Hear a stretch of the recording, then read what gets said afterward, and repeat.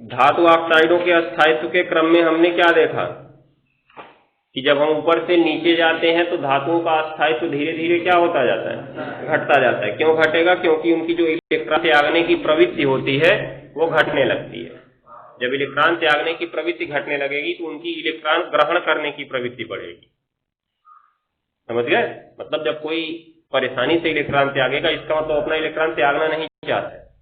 कोई कारणवश अगर त्याग भी दिया या कुछ मेहनत करा के त्याग भी दिया तो उसके जैसे ही मिलेगा वो बहुत जल्दी ग्रहण करना चाहेगा। होगा कि नहीं? ऐसा होगा। तो नीचे जाने पर जब उनकी इलेक्ट्रॉन त्यागने की प्रवृत्ति घटती जाती है तो ऑक्साइड बनाने की प्रवृत्ति भी घटती जाती है। क्योंकि ऑक्साइड बनेगा कैसे? मान लो हमको मैग्नीशियम का ऑक्साइड बनाना है तो ये Mg है और ये क्या है? O है। अभी दोनों न्यूट्रल है, उदासीन है। ठीक है, दोनों उदासीन है, इनको कोई प्रॉब्लम नहीं है। लेकिन जब इनको पास आना है, यौगिक बनाना है, तो क्या होता है? मैग्नीशियम के पास जो एक्स्ट्रा 2 इलेक्ट्रॉन होते हैं वो उन्हें त्यागता है और मैग्नीशियम पे आता है 2+ आयन, और जैसे ही ये त्यागता है ऑक्सीजन के पास जाता है, ऑक्सीजन बना लेता है 2- आयन। दिखाई दे रहा है? तो कौन सा आयन बन जाता है? MgO। अब ये जितना जल्दी इलेक्ट्रॉन त्यागेगा उतना ही जल्दी ये ग्रहण करेगा। होगा कि नहीं होगा? मैग्नीशियम जितना जल्दी त्यागा उतना ही जल्दी उस पर धनावेश आया, ऑक्सीजन ने जितना जल्दी ग्रहण किया उतना ही जल्दी उस पर क्या आया? ऋणावेश आया। आया कि नहीं आया? अब एक चीज सोचो कि ये जितना जल्दी त्याग रहा, मतलब जल्दी से क्यों त्यागेगा? वो कोई भी जल्दी से क्यों त्यागना चाहता है? जब उसको रखने में उसे परेशानी हो रही है तभी तो वो त्यागना चाहता है। अभी तुमको यहाँ पे कहते हैं जेब में कांटा रख के घूमो, तो तुम उसको सोचोगे कि कैसे कहा जाए कि निकाल के फेंक, तो तुरंत हम निकाल के फेंक देंगे। होगा कि नहीं? ऐसा होगा। और अभी कहते हैं जेब में पैसा रख के घूमो, उसका कहे निकाल के फेंक दो, फेंक दोगे? अरे नहीं कहोगे, बड़ा डांटने वाले फेंक भी दोगे। जैसे सोचोगे कहे रख लो, तुरंत उठा के रख लोगे। होगा कि नहीं? ऐसा होगा। तो अब इनके पास क्या है? मतलब इन्होंने अपना 2 इलेक्ट्रॉन जल्दी से क्यों त्यागा होगा? क्योंकि उस 2 इलेक्ट्रॉन को रखने में इन्हें परेशानी हो रही। ये सोच रहे थे किसी भी तरह से उसको 2 निकाल दें तो हम अस्थायी हो जाए। ठीक है, तो अब जितना जल्दी से निकालेंगे उतना ही जल्दी ऑक्सीजन ग्रहण कर लेगा। अब इसका मतलब इनको अस्थायित्व की ज्यादा पड़ी हुई थी। बहुत जल्दी से त्याग के अपना क्या हो जाते हैं? अस्थायी हो जाते हैं। और जब अस्थायी हो जाएंगे तो अस्थायी यौगिक भी बनाएंगे। याद रखे रहना। और जो आसानी से नहीं त्यागेगा, अर्थात वो त्यागना नहीं चाहता है, वो उसी को रख के अस्थायी बना हुआ है। वो किसी भी कारणवश अगर इलेक्ट्रॉन त्याग भी दिया तो जैसे ही इलेक्ट्रॉन मिले तुरंत ही ग्रहण कर लेगा, कर लेगा। अब जैसे मान लो कॉपर का ऑक्साइड बन रहा है तो Cu2+ बनाता है अपना 2 इलेक्ट्रॉन त्याग के, और ऑक्सीजन क्या बनाता है? 2- इलेक्ट्रॉन को ग्रहण करके। अब पता चला कि इसको कहीं से जल्दी से 2 इलेक्ट्रॉन मिल गया, तुरंत ही इसने ग्रहण करके फिर किस रूप में अपने आप को बदल लिया? Cu के रूप में। तो क्या इसका कोई अस्तित्व रह जाएगा इस यौगिक का? CuO का कोई अस्तित्व रहेगा? CuO का अस्तित्व तभी है जब Cu पे 2+ आया हो और O पे कितना माइनस आया हो? 2- आया हो। ये अस्तित्व तभी हो सकता है। हो गया ना? इसलिए इन बातों को ध्यान में रखना। जो जितना आसानी से इलेक्ट्रॉन का त्याग करेगा उतना ही अस्थायी आयन बनाएगा। समझ गए? जितना आसानी से इलेक्ट्रॉन का त्याग करेगा उतना ही अस्थायी आयन बनाएगा, और उसके द्वारा बनने वाला यौगिक उतना ही क्या होगा? अस्थायी होगा। ऊपर वालों का हमने देखा था मानक अपचयन विभव अधिक ऋणात्मक है, अर्थात मानक ऑक्सीकरण विभव अधिक धनात्मक। अगर मानक अपचयन विभव अधिक ऋणात्मक है तो मानक ऑक्सीकरण विभव उसका ठीक उल्टा होगा, अर्थात अधिक धनात्मक होगा। और जिसका मानक ऑक्सीकरण विभव जितना अधिक धनात्मक होगा वो उतनी ही आसानी से अपना इलेक्ट्रॉन त्याग देगा। त्यागेगा कि नहीं त्यागेगा? और जितनी आसानी से अपना इलेक्ट्रॉन त्यागेगा उतना ही अस्थायी आयन बनाएगा, और जितना अस्थायी आयन बनाएगा उसका ऑक्साइड भी उतना ही क्या होगा? अस्थायी होगा। तो ये इनके ऑक्साइड का अस्थायित्व क्यों होता है? इलेक्ट्रॉन त्याग कर धनायन बनाने की प्रवृत्ति के कारण। जो जितना आसानी से धनायन बनाएगा उसका यौगिक उतना ही क्या होगा? अस्थायी होगा। इसीलिए जो आयनिक यौगिक होते हैं उनका अस्थायित्व अधिक होता है। आयनिक यौगिक जो होते हैं उनका अस्थायित्व, वो भी किसका? क्षार और क्षारी मृदा धातुओं के यौगिकों का अस्थायित्व ज्यादा अधिक होता है। जैसे तुम्हारा NaCl हो गया, MgCl2 हो गया, KCl हो गया, उसके बाद तुम्हारा ये MgO हो गया, Na2O हो गया, इन सबका अस्थायित्व ज्यादा होता है। ये जल्दी विघटित नहीं होते। अस्थायित्व का मतलब विघटित न होना। गर्म करने पर अगर इनको फिर से मैग्नीशियम और किस रूप में तोड़ दिया जाए? ऑक्सीजन के रूप में तोड़ दिया जाए तो इसे विघटन कहेंगे हम। क्या कहेंगे? विघटन। अब जो जितना जल्दी टूट जाएगा वो उतना ही कम अस्थायी कहलाएगा। जैसे मान लो मैग्नीशियम टूटा, मान के चल रहे हैं 700 डिग्री सेल्सियस पे, लेकिन ये जो Cu2O था ये Cu और O2 में टूटा 250 डिग्री सेल्सियस पे। कौन ज्यादा अस्थायी माना जाएगा? जो 700 डिग्री सेल्सियस तक नहीं टूटा है वो ज्यादा अस्थायी माना जाएगा ना। तो ये चीज को ध्यान में रखना है। तो ऐसा कौन होते हैं? क्षार और क्षारीय मृदा धातुएं। विद्युत रासायनिक श्रेणी देखो तो उसमें ऊपर लगभग वही धातुएं हैं जो क्षार धातु है चाहे क्षारीय मृदा धातु, अर्थात जो फर्स्ट ए में है चाहे सेकेंड ए में है, ऊपर लगभग वही वाली है। ठीक है, नीचे जाने के बाद सब संक्रमण धातुएं आ रही।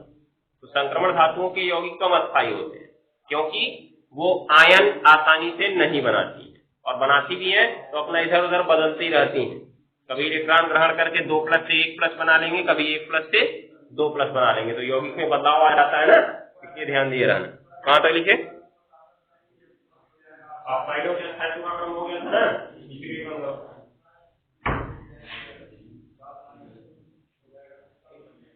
अब देखो इधर अगला हेडिंग लिखो। अगला हेडिंग धातुओं की ऑक्सीकारक, धातुओं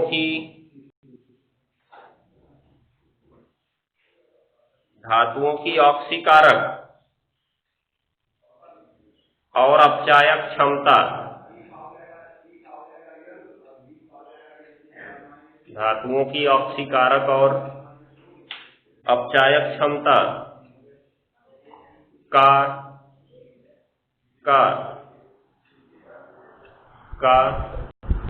क्रम ज्ञात करने में, ऑक्सीकारक और अपचायक क्षमता का क्रम ज्ञात करने में, हो गया ना। अब देखो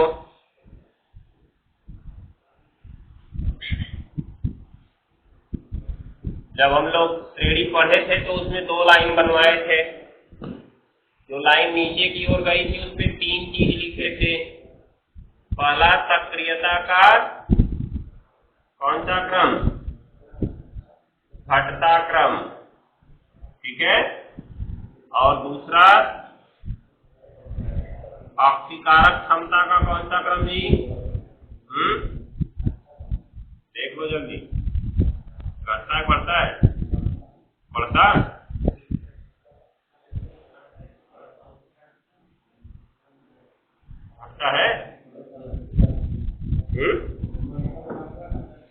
तुम लोग तेज से बोल ही नहीं पाते, आवाजें लगता नहीं निकलती है। ऑक्सीकारक क्षमता का बढ़ता क्रम, और तीसरा नंबर अपचायक क्षमता का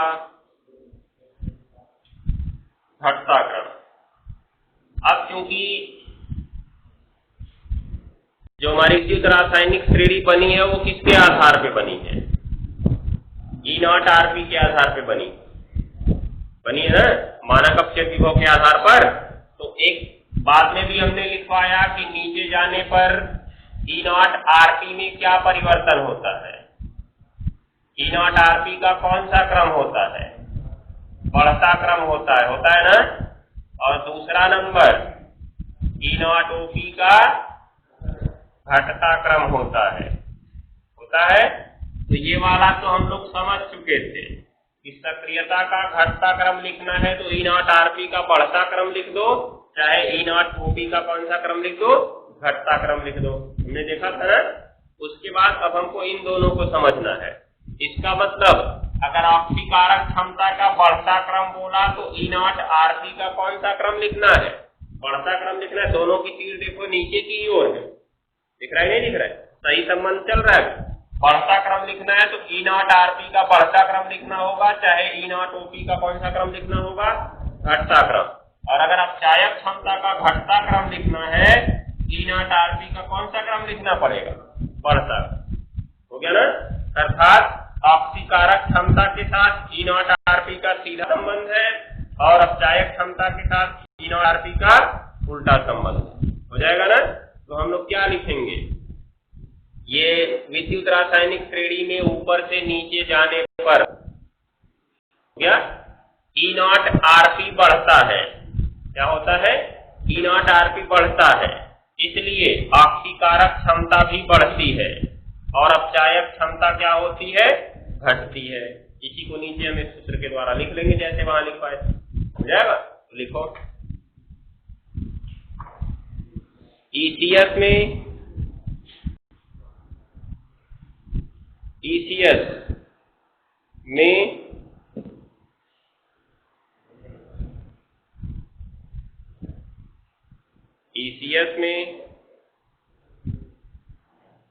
हो गया, ऊपर से नीचे जाने पर ECS में ऊपर से नीचे जाने पर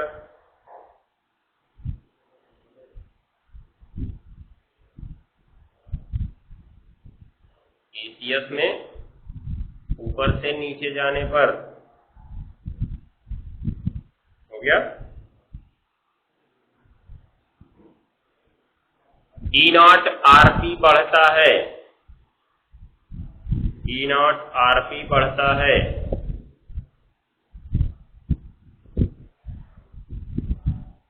इसलिए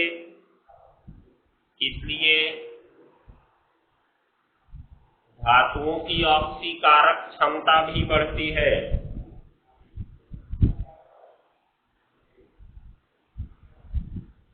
धातुओं की ऑक्सीकारक क्षमता भी बढ़ती है।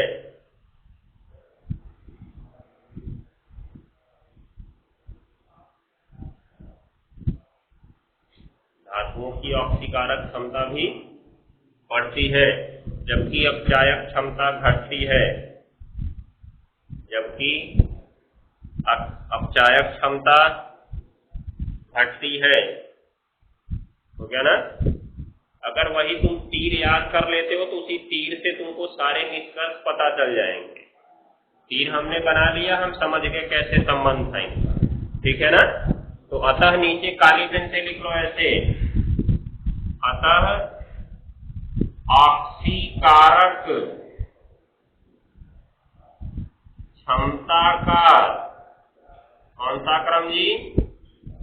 बढ़ता क्रम या अपचायक क्षमता का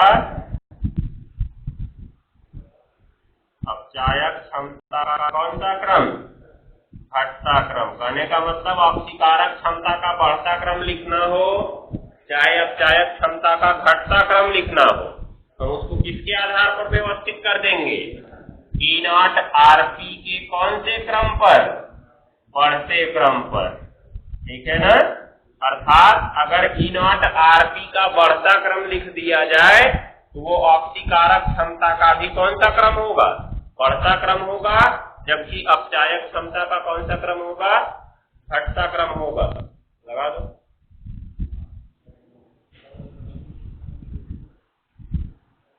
अब एक सवाल लिखते हैं इसके नीचे, उतार लेना पूरा। ऑक्सीकारक क्षमता का बढ़ता क्रम लिखना हो चाहे अपचायक क्षमता का घटता क्रम लिखना हो, E नॉट आरपी का कौन सा क्रम लिखना है? बढ़ता क्रम। अगर इसका उल्टा पूछा तो तुम भी उल्टा कर लेना, हो जाएगा। बस चलो अब एक एग्जाम्पल लिखो। यदि चार तत्वों ए बी सी डी, यदि चार तत्वों ए बी सी डी, चार तत्वों ए बी सी और डी, हो गया, के E नॉट आरपी क्रमशः, E नॉट आरपी क्रमशः -1.32 प्लस 0.35 -0.38 प्लस 1.5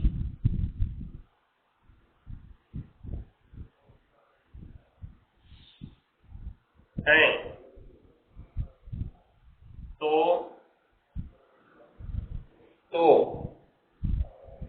इन्हें अपचायक क्षमता के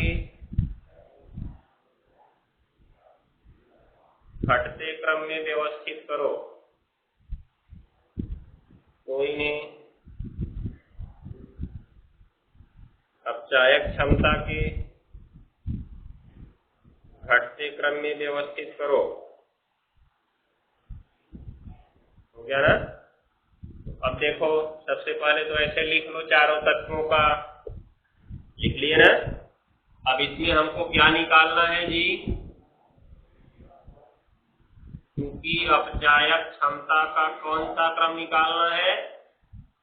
घटता क्रम निकालना है। इसका ई नॉट आरपी के साथ क्या संबंध है? ई नॉट आरपी का कौन सा क्रम होगा? बढ़ता क्रम। तो पहले ई नॉट आरपी का बढ़ता क्रम लिख लो। क्या होगा जी? बढ़ता क्रम मतलब जो सबसे छोटा है उसको सबसे पहले लिखोगे। कौन कौन है?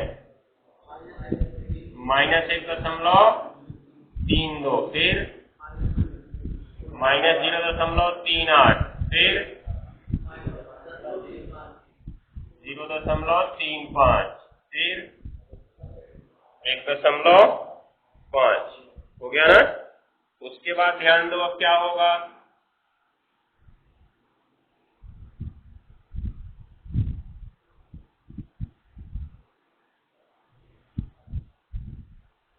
व्यवस्थित कर दो। इसलिए अपचायक क्षमता का कौन सा क्रम? घटता क्रम बराबर क्या होगा? क्या करेंगे? इसका वाला रखेंगे ए। घटता क्रम है तो इसकी तरफ मुंह खुला रहेगा ना। इसके बाद इसका वाला लिखेंगे, कौन?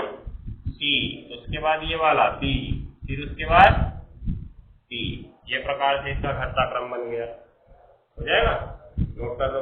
कहने का मतलब, अगर हमसे अपचायक क्षमता का घटता क्रम पूछता है, पहले ई नॉट आरपी का बढ़ता क्रम लिख ले कॉमा करके।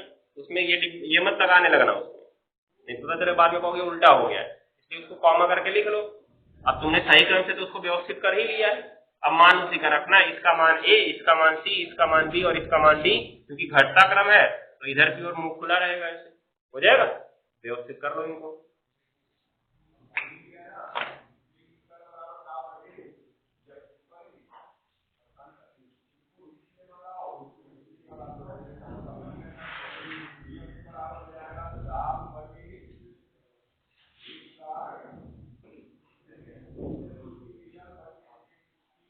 नीचे एक और सवाल लिखो।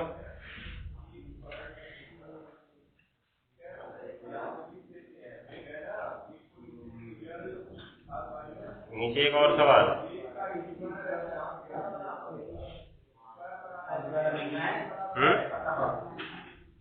कौन सा आता हुआ है ये? उसको कौन एक खुशी में लिखोगे? हो गया जी। एक क्वेश्चन और लिख लो। यदि चार तत्वों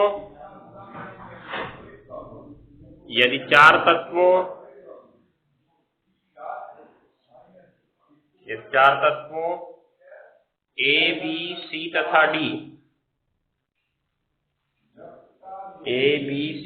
डी के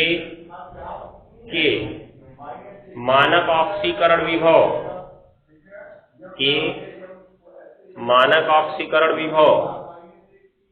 ई नॉट ओपी, मानक ऑक्सीकरण विभव ई नॉट ओपी क्रमशः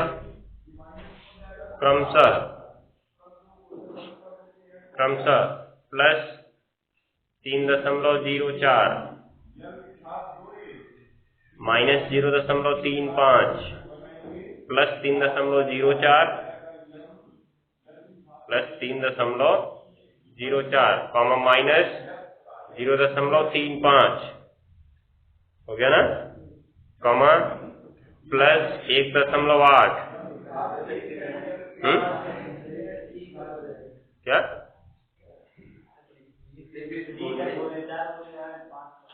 पहले बोले 3.04 हो गया ना, फिर दूसरा बोले हैं माइनस 0.35, तीसरा बोले हैं अब ये माइनस 1.8 प्लस 1.8 बोले ना, प्लस 1.8 हो गया, प्लस 1.8 और चौथा नंबर तुम लोग गधे हो, भांग खाए लगता है, सो रहे हो यहाँ पे।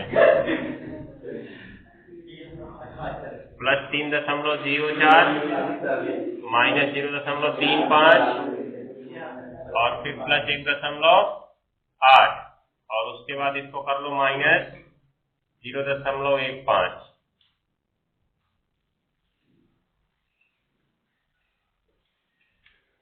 हैं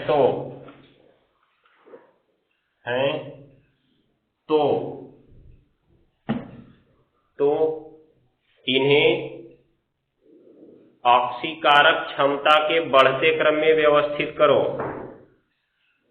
है तो इन्हें ऑक्सीकारक क्षमता के बढ़ते क्रम में व्यवस्थित करो।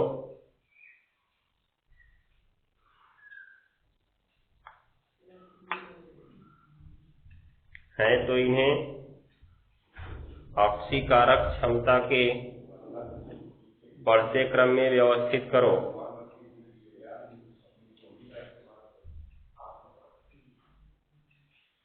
हो गया ना? तो अभी ध्यान दो, ऑक्सीकारक क्षमता का बढ़ता क्रम बराबर E नॉट आरपी का बढ़ता क्रम ना। हाँ वही, मतलब ऑक्सीकारक क्षमता का बढ़ता क्रम बराबर E नॉट आरपी का कौन सा क्रम? बढ़ता क्रम। अरे ध्यान से देखो उसमें क्या लिखा है, ऑक्सीकारक क्षमता का बढ़ता क्रम या अपचायक क्षमता का घटता क्रम बराबर E नॉट आरपी का बढ़ता क्रम लिखा है ना। तो ऑक्सीकारक क्षमता की बात कर रहे हैं इस बार। तो ऑक्सीकारक क्षमता का जो बढ़ता क्रम होगा E नॉट आरपी का कौन सा क्रम होगा? बढ़ता क्रम ही होगा। ठीक है, ये याद रखना है। उसके बाद देखो, ये E नॉट ओपी दिया गया है। E नॉट ओपी के संबंध को अगर नहीं याद रखना चाहते हो तो मत करो, तुरंत यहाँ से तो क्या निकाल दो, E नॉट आरपी, और सबका चिन्ह बदल दो, माइनस 3.04 प्लस 0.35 फिर माइनस 1.8 फिर प्लस 0.15। ये सारे के सारे किसमें बदल गए? E नॉट आरपी में बदल गए ना। अब हमको लिखना है, इसलिए ऑक्सीकारक क्षमता का कौन सा क्रम बताना है इस बार? बढ़ता क्रम बताना है ना। इसका E नॉट आरपी से क्या संबंध है? E नॉट आरपी का भी कौन सा क्रम? बढ़ता क्रम। पहले E नॉट आरपी को बढ़ते क्रम में व्यवस्थित कर लिया जाए। क्या क्या होगा जी? E नॉट आरपी का बढ़ता क्रम सबसे छोटा है माइनस 3.04, उससे बड़ा है माइनस 1.8, उससे बड़ा है प्लस 0.15, सबसे बड़ा है प्लस 0.35। क्रम से कर लो, इसलिए घटता क्रम बराबर, बढ़ता बताना है, बढ़ता क्रम बराबर, इसमें लाइन से मान रखते जाओ सबका। माइनस 3.04 किसका है? ए का। माइनस 1.8 किसका है? सी का। और ये 0.35 किसने? 1.5 किसका है? डी का। और ये किसका है? बी का। बढ़ता क्रम लिखना था तो इसकी तरफ बंद रहेगा, इस पर घटता क्रम लिखना होता तो इसकी तरफ खुला रहता। जाएगा, नोट कर लो, ऐसे सवाल लगेंगे।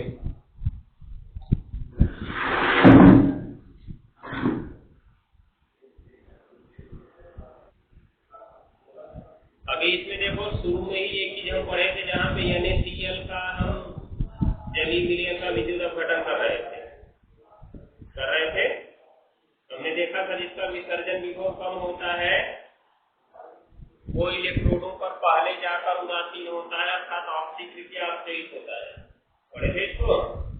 जिसका विसर्जन विभव कम होता है वो इलेक्ट्रोडों पर पहले जाकर ऑक्सीकृतीय अपचयित होता है। तो हमने धातुओं में देखा था, या मतलब एनोड पर देखा था। एनोड पर जिसका ऑक्सीकरण विभव, एनोड पर पहुंच जाते हैं जी, बनाए जाते हैं ना, तो जिसका ऑक्सीकरण विभव अधिक ऋणात्मक होगा वो जल्दी जाएगा, यही पढ़े थे ना। और कैथोड पर जिसका अपचयन विभव अधिक ऋणात्मक होगा वो जल्दी जाएगा। चर्चा की थे एनोड पर,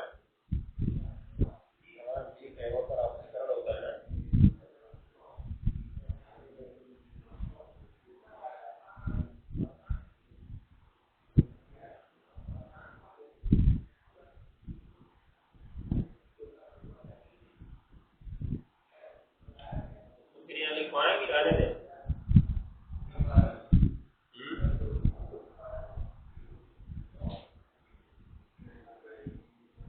चलो भाई,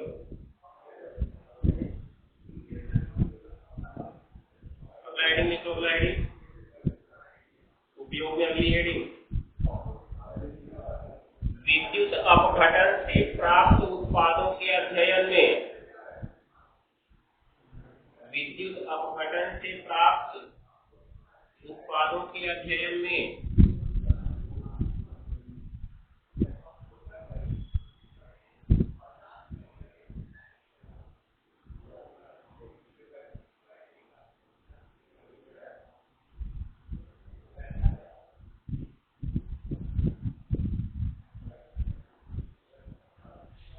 विद्युत अपघटन से प्राप्त उत्पादों के अध्ययन में।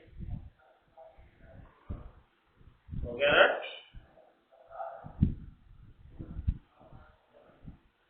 हो गया? अभी को आगे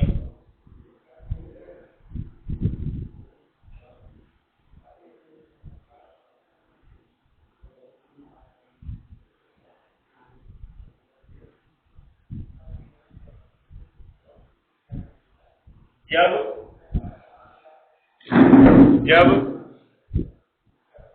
विद्युत अपघटन की प्रक्रिया में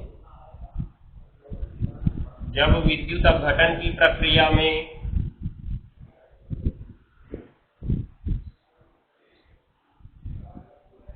जब विद्युत अपघटन की प्रक्रिया में विद्युत अपघट्य में एक से अधिक धनायन एक से अधिक धनायन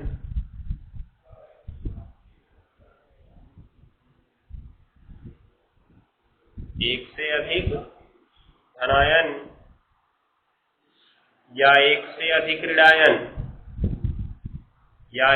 अधिक ऋणायन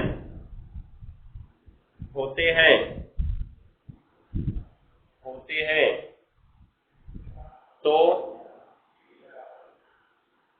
एक से अधिक धनायन या एक से अधिक ऋणायन होते हैं तो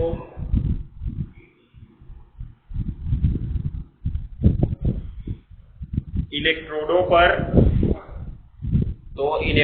पर सभी आयन उदासीन नहीं होते हैं। इलेक्ट्रोडों पर सभी आयन उदासीन नहीं होते हैं।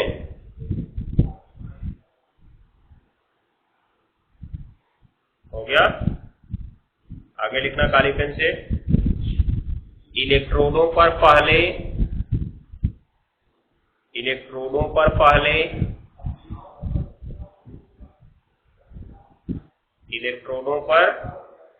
पहले हो गया वही आयन उदासीन होंगे। इलेक्ट्रोडों पर पहले वही आयन उदासीन होंगे। वही आयन उदासीन होंगे। हो गया? जिनका विसर्जन विभव कोष्ठक में लिख देना, या उदासीन विभव, विसर्जन विभव या उदासीन विभव कम होगा।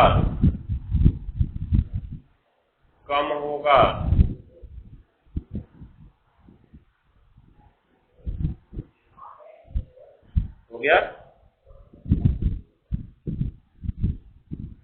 ये चीज को ध्यान में रखना है। आगे देखो, विसर्जन विभव या उदासीन विभव कम होगा। नीचे लिखो इस प्रकार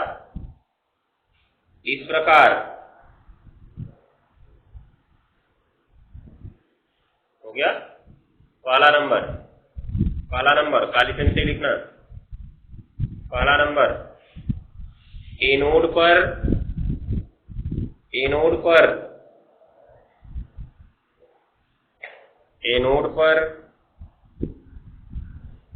पहले उस पदार्थ का ऑक्सीकरण होगा,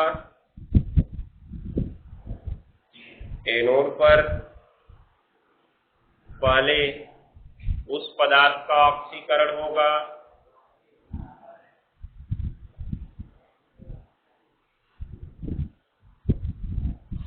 जो ECS में ऊपर होंगी या जो ECS में ऊपर होगा। पहले उस पदार्थ का ऑक्सीकरण होगा जो ECS में ऊपर होगा, ECS में ऊपर होगा, अर्थात उसका E0 Rp अधिक ऋणात्मक होगा, उसका E0 Rp अधिक ऋणात्मक होगा। ध्यान देना, तो ऑक्सीकरण पहले उसका होगा जो ECS में ऊपर होगा। जैसे अगर मान लो एक विद्युत अपघट्ट में लिख लो, जैसे इसके आगे लिख लो, जैसे एक विद्युत अपघट्ट में Li plus Li plus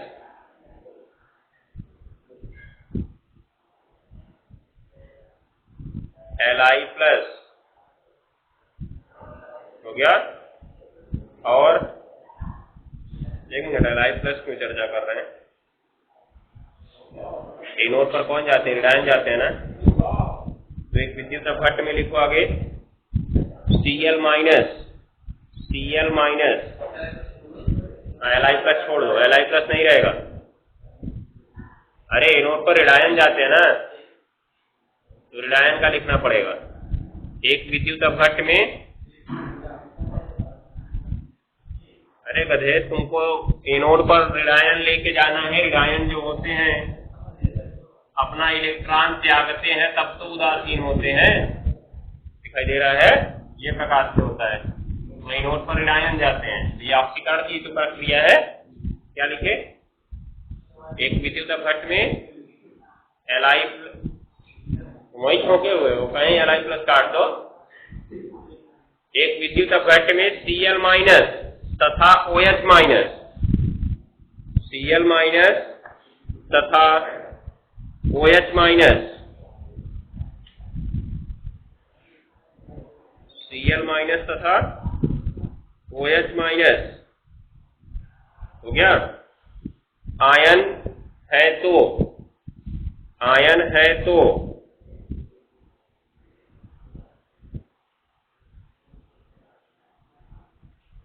ion है तो एनोड पर पहले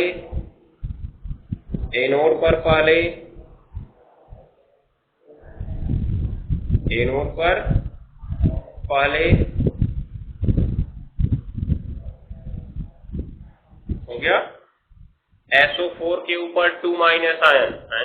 SO4 कहां से आ गया? एनोड पर पहले Cl के ऊपर माइनस आयन, Cl के ऊपर माइनस आयन उदासीन होंगे।